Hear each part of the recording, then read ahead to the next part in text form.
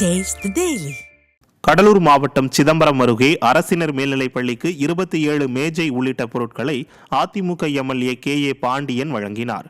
வல்லத்துறை அரசு மேல்நிலைப் பள்ளிக்கு சட்டமன்ற தொகுதி மேம்பாட்டு நிதியிலிருந்து 5 லட்சம் ரூபாய் மதிப்பில் 27 மேஜை உள்ளிட்ட பொருட்களை கடலூர் கிழக்கு மாவட்ட செயலாளரும் சிதம்பரம் அதிமுக சட்டமன்ற உறுப்பினருமான KA பாண்டியன் வழங்கினார்.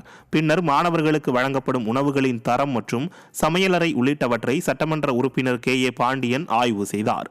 இந்த நிகழ்ச்சியின் போது அதிமுக நிர்வாகிகள் பலர் உடன் இருந்தனர்.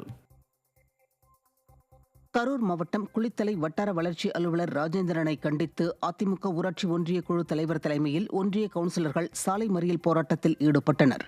குளித்தலை ஊராட்சி ஒன்றிய குழு கூட்டம் நடைபெறுவதாக கடந்த 10 நாட்களுக்கு முன்பு அறிவிக்கப்பட்டது. ஆனால் வட்டார வளர்ச்சி அலுவலர் ராஜேந்திரன் ஒன்றிய கவுன்சிலர்களுக்கு எந்த கடிதமும் அனுப்பாமல் இருந்துள்ளார்.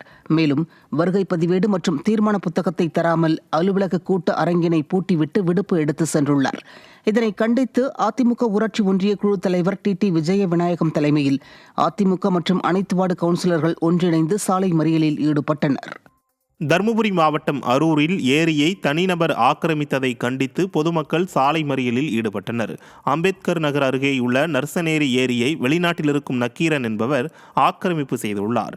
இதுகுறித்து நடவடிக்கை எடுக்காத அதிகாரிகளை கண்டித்து அம்பேத்கர் நகரில் உள்ள 200க்கும் மேற்பட்ட பொதுமக்கள் கால்நடைகளுடன் சாலை மறியலில் ஈடுபட்டனர். இதனால் ஏற்பட்ட போக்குவரத்து பாதிப்பால் பரபரப்பு ஏற்பட்டது.